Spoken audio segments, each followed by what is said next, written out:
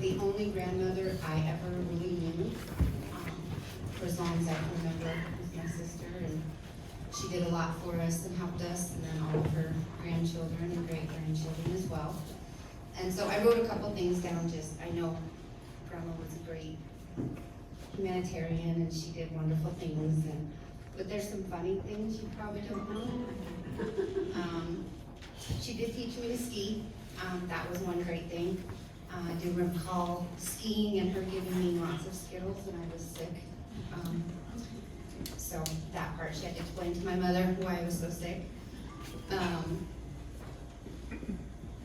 When her and John got married, I don't know if John remembers this, that Cody was the ring bearer, but Cody didn't comprehend that it was just a form, so he wanted to dress in a bear suit to be the ring bearer at the wedding. That's what I love. Grandma did a lot for us with girls graduating.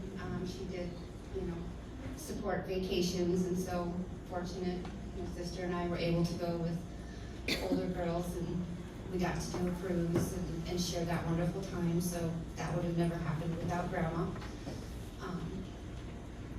Taught us to meditate as everything, so she gave us our meditation word. And then I remember her taking us and the girls when they were younger to tea houses to teach the girls how to have proper etiquette. I don't know if that's passed on, but we at least tried. So just lots of good things. I'm definitely going to miss her a lot. And thank you for everything, John, that you've done as well. All I did was get out of the way. Hi, I'm Wendy Ishii. Deb Kelly, where are you? Thank you for the phone call last night. We were having a performance which Cheryl would have loved in my living room for Bobby Theater. So we were with the opera and a magician and doing monologues, and so I couldn't answer the phone, but thank you for letting me know about this, and thank you, John, for making sure I got the invitation. On top of everything that Cheryl did, she and John also found time to come to the theater. And they were just wonderful, wonderful patrons of Vaudeville Theater. I can't tell you how much I will miss having you in the audience, and it's so lovely that you are still keeping up. You and Cheryl are still in the Blue Stocking Society, so that is just a happy thing in my heart. There is a favorite Japanese poem of mine. It's short, by Narahiro, and it goes, I have always known that at last I would take this road, but yesterday I did not know that it would be today. And Cheryl filled all of her todays with overflowing love and compassion and kindness for the universe, and I am so glad to have known her. And John, I wish you every happy memories and still full life with Cheryl in this new chapter. So thank you. I'm Jeffrey Davis. I attended her preschool. I actually live catty corner to Chile, so whenever anyone would go through the front, I actually went through the back, which made me feel special. First moment I was there, we did a tracing of a figure 8 on the refrigerator, I remember. And I didn't realize the specialty of that moment until now, or much later. Another good memory is she told us to hide for snacks, and I actually went and hid. Whereas, I remember the house clearly just like it was. It had a divider right through the middle of it, the kitchen and then the living space. Basically, you could have a nice view of my house and Jerry Cash's house, if you all remember that. But yeah, it was just an amazing memories. Hold that, pleasant like that. So the second time I came in contact with her was actually at the Geller Center, and she introduced me to meditation. It was very special and just exactly what I needed. I wasn't ready for it yet. And then I just, like I said, I just wasn't ready for a lot of things. And then the third way she came into my life was through my friend Katie right there. And I feel this has been a very large full circle in my life. She's just inspiring me in so many ways, and she's going to be with me for just in how I need to and how I can live my life just to the fullest potential. So thank you with all my heart. She's amazing. Hi, I'm Katie LeMay, and I knew Cheryl starting, I guess. Close your mouth, Katie. Hello? I used to be in show business. I used to be in the slightly older adult players troupe at the Senior Center. But anyway, Cheryl came into my life when I was going to hear Neil Donald Walsh speak. I can't remember, it was Boulder or Denver. And then all of a sudden, there's John Hagel in it, and he's describing his platform, and I thought, well, for heaven's sakes, I gotta get Monsanto out of this food business. So I started pioneering with that, and I was a massage therapist at the time, and she gave me many opportunities. I used to do chair massage at the Beckett Insurance Company, and she taught me Ayurvedic treatment therapies, which was wonderful. She had 4th of July ice cream socials outside her front lawn, so we could enjoy that while watching the fireworks. I brought my grandkids. And she, an inspiration, but beside, she could manifest joy at every turn. I ended up last summer, during the whole COVID thing, I found myself homeless, and I finally put it on Facebook, and the next day I got a message at the Catholic Charities that Cheryl had called and left a message. So we met up in a park, and she literally, in a matter of weeks, manifested a place for me to live, cat sitting for the upstairs neighbor who was moving out, and moving into a downstairs studio apartment where he was moving up to that apartment. Also, John and Cheryl were instrumental in manifesting me a vehicle so I could go back to work right at home as a home care provider. She was a magical person, inviting the divine to play is a perfect way to describe her. But that's been my memorable experiences with Cheryl. Hello, I'm Lauren, and I was in Cheryl's preschool. And I just think that it's really cool to remember, and then I talked about with friends, that she still was a part of my family pretty much until the end. And who gets to say that they got to have hot tub time in preschool? That's pretty cool. So that's a really fun memory of mine. Another one that I think about often, now that I have 4 children and I do a lot, is that she took me and my other siblings, so 4 of us, down Spring Creek tubing, and I don't know how she did that. I don't know if I would ever even try to do that with 4 kids, but she did. And when I'm having a hard time going out with 4 kids, I think, if she can do that, I can do this. So I thank her for that. And my most recent one that I used and I thank her for is introducing me to meditation, because I just had my 4th C-section.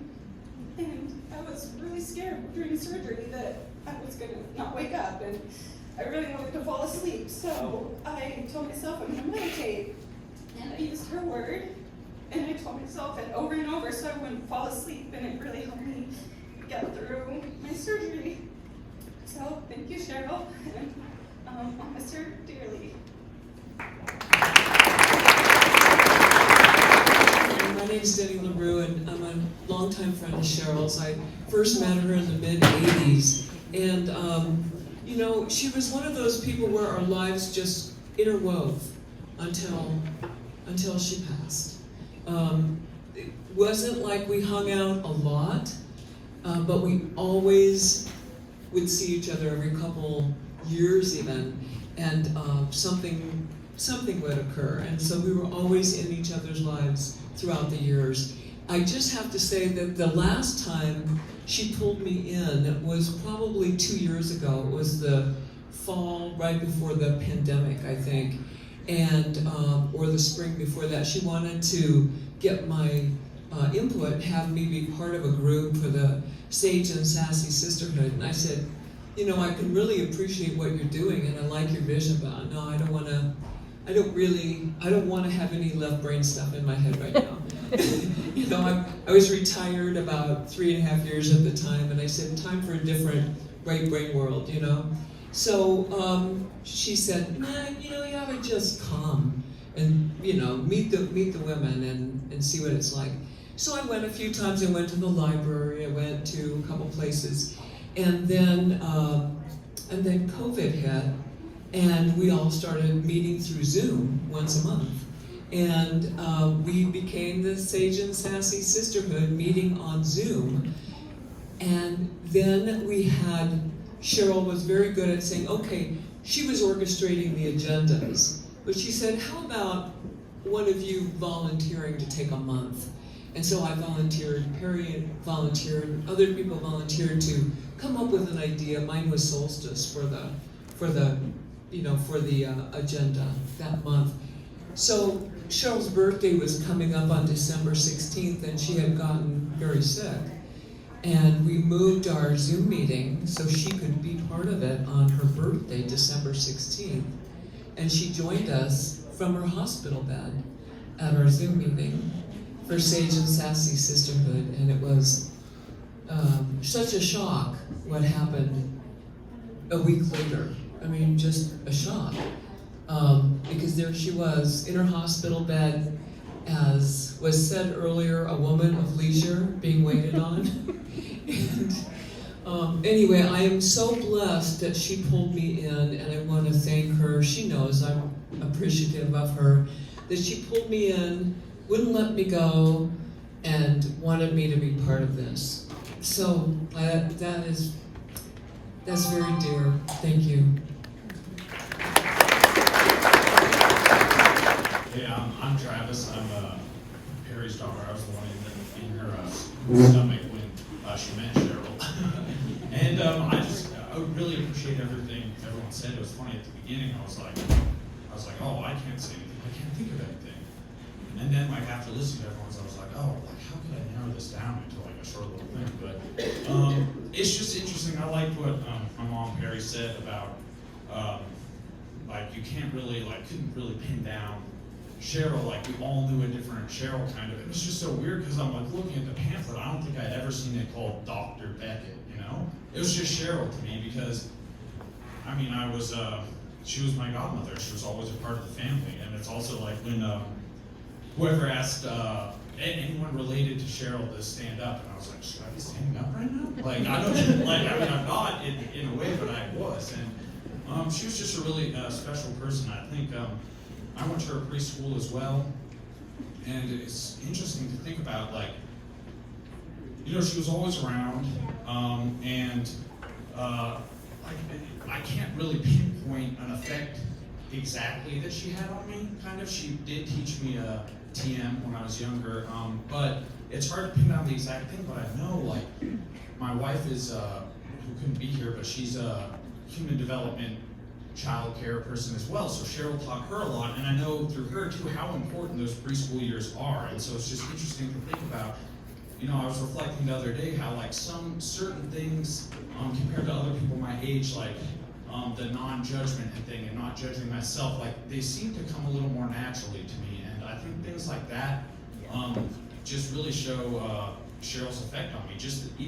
I mean, throughout my life, but those years in preschool, it's so instrumental to my development, and I can't exactly explain it, but I think that it had a great effect on my adult life now. So, and I just think it's cool because, like, from that and from everybody here who knew her in all these different ways, you can just see, like we're all connected, and you can see how Cheryl's has affected everything. So she's affected everyone here, and in turn, it pretty much, I think, all positive, and then people take those positive effects and affect everyone in their lives, and so it's really like, I think, it's cool how much she was obviously a supporter of changing the world through individual development and changes. So I think that's really cool, and it shows how much of effect just all these people here. And like I said, you take it out into the world, and she made a huge difference. So I think that's awesome.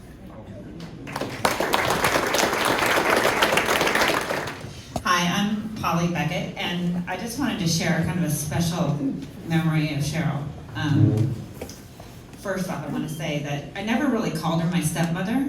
I was already married and an adult when my dad married Cheryl, so I really thought of her more as a friend. So my daughter, during the pandemic here, became a woman, and it was important to me to have a ceremony for her, because when I became a woman, my mom was not around. My dad actually brought me into that womanhood, which was not quite the same effect. So I wanted to have something special for my daughter. And so last spring, she put together a little gathering, which is really hard to do during a pandemic. But we had probably, I was trying to think how many women, 7 or 8 women of all ages. And my daughter got to have a special experience of understanding that not only the changes in your body, because that's just kind of a small part, but the connectedness that we have as women to all women through our experience. I didn't want to do this because I was going to cry. Cheryl was a very special woman, and I have fond memories and fond images and of having this special ceremony for my daughter, so that she could understand how she could be connected, as we all are, women, men, and family, and friends, and all. Hi, my name is Chris Rolfs, and Cheryl was my preschool teacher. I'm Chris Rolfs. Cheryl was my preschool teacher and godmother. And I'm very thankful for the time that I had in her life, and she definitely did a lot for me. Like, she taught me TM when I was in preschool, so having that as part of my life for that long, I feel really fortunate. And then also, just like others have said, like she really was like a shining star of just positivity and kindness and love and so many good things. I remember her and I went to Iowa, actually, on a road trip, and she just cared about me.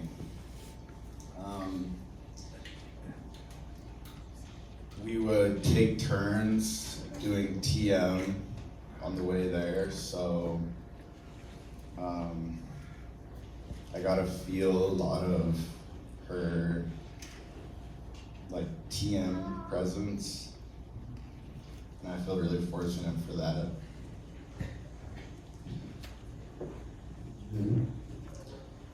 And I guess I'm just wanted to share that I'm really thankful to have been part of Cheryl's life.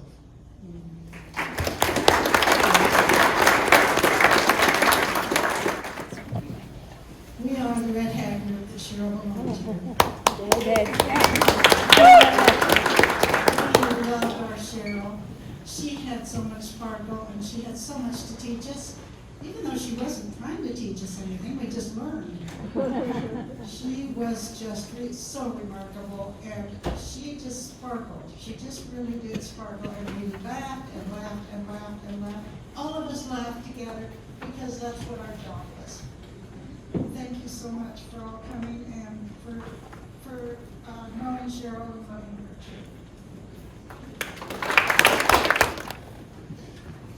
too. My name's Rick. I've known Cheryl since 1989. Surprise to me, I was looking at a little tiny newspaper ad in the Coloradoan, and I had just had my fill. Had little children at home, working on my bachelor's degree, working full-time for corporate. It felt like there was just nonstop squeeze. And I saw this little tiny ad and it said, learn to meditate. Come to common room at the Fort Collins Library, Thursday night. Okay, so I went, and that was when I met Cheryl. I heard the words, but I already knew what I was gonna do. So I attended the introductory lecture, and within the next week or so, I was on my way with a relationship with someone. I had no idea the impact it would have on me for the rest of whatever this is going to be, the duration of the rest of my life. Cheryl, and you all have seen and talked about this, she was a surprise in so many ways. From the moment I saw her on this scooter with goggles on and a helmet, driving down the dirt lane over by the old Columbine grocery, I was like, who is this person? We had many, many conversations about what is real. She was always willing to talk about experiences with meditation, and we spent hours talking about things like the ground of silence, the shunyata, the now what. I had never experienced having fondue in a hot tub. That was like, there was John has to remember that. I met through Cheryl, my best friend, my life partner. Again, some element or someone who came into my life because of Cheryl, who has made me a better me. And Cheryl was always that. Always. You all, I mean, anyone who knew Cheryl knows that. So I wanted to read something. There was one time I went over to Cheryl's at Sheely, and she was very sad, which was very unusual. She had lost a dear one, a dog, and she was remembering her dog. And I was looking at poems this morning. What better way to say something around? It's more profound than my own words, than someone else, like Mary Oliver, a famous poet. This was a book about dogs, poems about dogs. And this dog's name was Percy. The name of the poem is School. You're like a little wild thing that was never sent to school. Sit, I say, and you jump up. Come, I say, and you go galloping down the sand to the nearest dead fish, with which you perfume your sweet neck. It is summer. How many summers does a little dog have? Run, run, Percy. This is